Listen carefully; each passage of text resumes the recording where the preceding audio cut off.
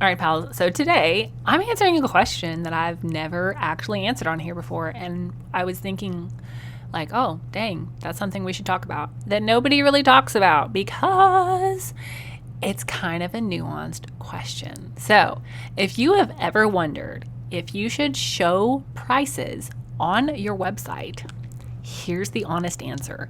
This episode is for you. So listen in and think through these checkpoints as you are building, refining, and fine-tuning your website to give you more sales. Are you ready? Let's go.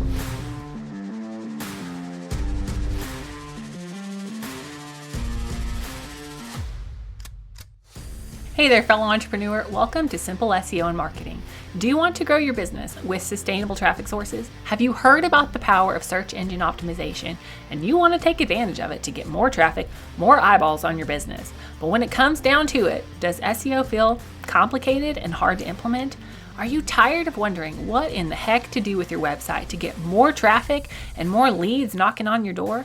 What if I could tell you that there was a simple, proven system for using SEO, blogging, and copywriting to get leads from your website, and not just any leads, high converting leads. Hey, I'm Faith Hannon, wife, mama, copywriter, SEO strategist, and barrel racer. And for the last 8 years, I've been figuring out what works and what doesn't work in the world of online marketing to get organic traffic. And now I'm here to share all the things I'm learning in the trenches of SEO, copywriting, and content marketing.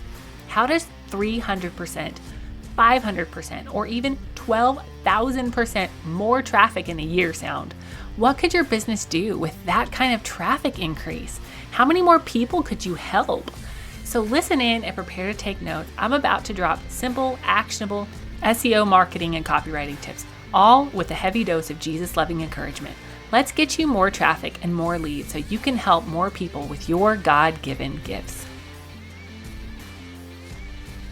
So this is a question that has come up frequently inside of coaching, group coaching, and stuff like that. But I realized this is something I don't think I've ever answered this question on the podcast, but that changes today. And the question is, should you show your prices on your website? Should you? Should you not? Should you say check for pricing? Like, what should you say?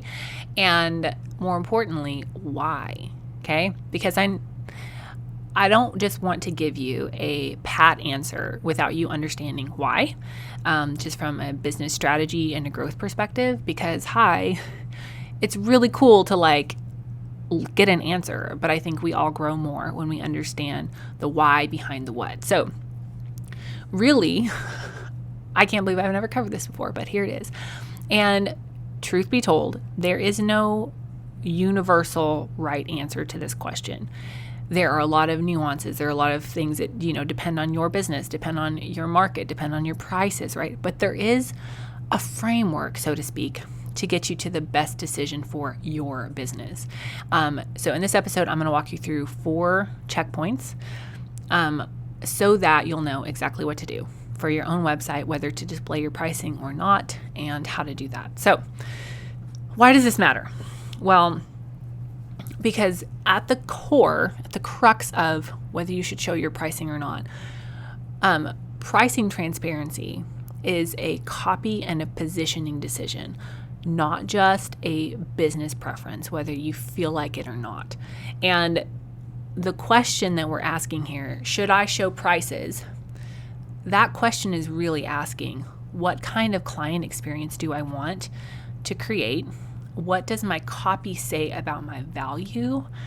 And am I positioning myself strongly enough to justify my prices without any additional touch points? Now, truth be told, neither showing your prices or not, neither answer is lazy or right or wrong necessarily. But both, either showing your prices or not, can be very strategic when done intentionally. So there's a study done by McKinsey & Company in 2024 that analyzed nearly 4,000 B2B decision makers across 13 countries. And here's just kind of a breakdown of that study. Buyers used an average of 10 touch points across their buying journey. And in this study, they named the company's website as the number one most influential touch point. And that includes being more influential than in-person meetings or a video conference or email. Y'all, do you hear that? The company website was the single most used touch point of them all. So I need you to take that in, and I need you to stop thinking about your website as just like a random brochure that's sitting on the internet so you don't have to print it off. Your website, your copy, the positioning that is done through strategic website copy is the most active and important touch point that the buyer has with you. What your website does or does not tell them matters more than almost any other channel you have. Okay? So, checkpoint number 1 that I use for myself and I ask clients and students that now I'm asking you to ask yourself is, do you want to personally vet every single client?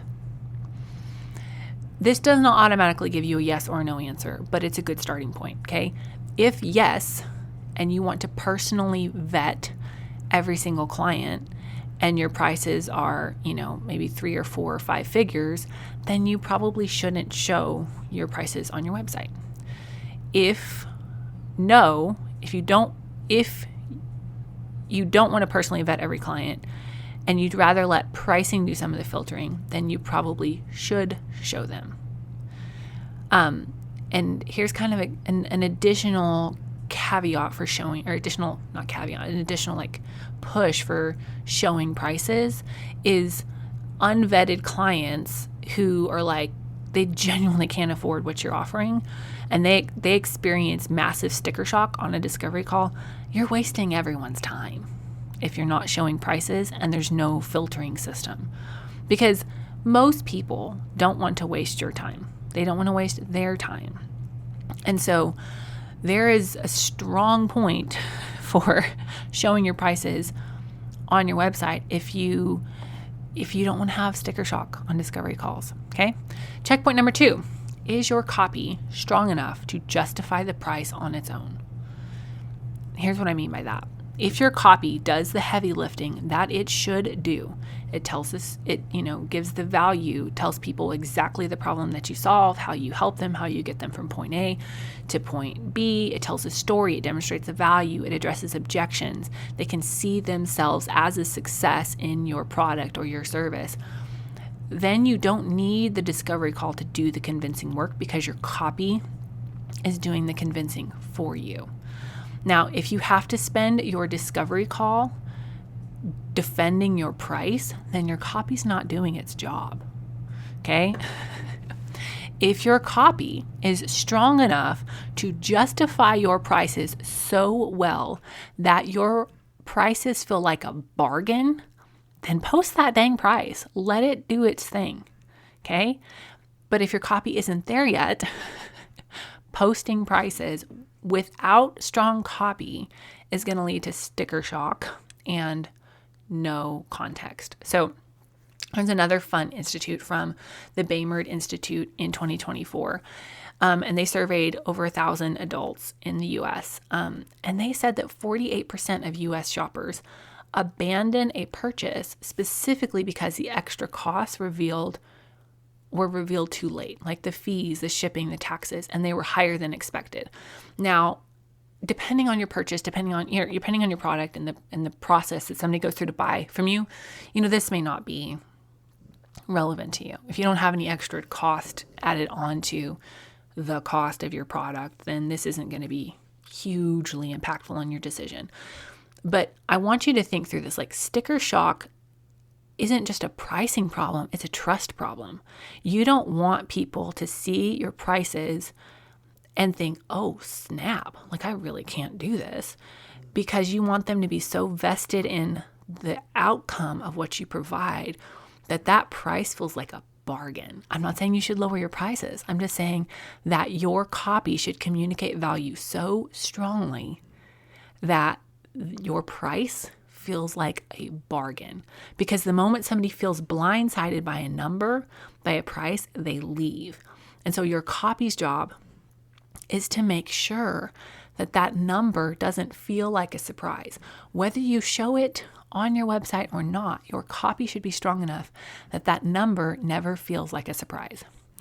Okay, checkpoint number 3 is, do you have the time to vet every client? Or do you want some clients to just self-unselect? And this is honestly one of the reasons that I have my prices on my website. I'm very transparent with my pricing, is because I genuinely don't have time to have 25 discovery calls a day. I just don't. And I would rather allow some people to self-unselect and do that work for me, essentially, than to be spending, hours and hours and hours and hours a day doing discovery calls, only to have people that are just genuinely not in a place to work with me.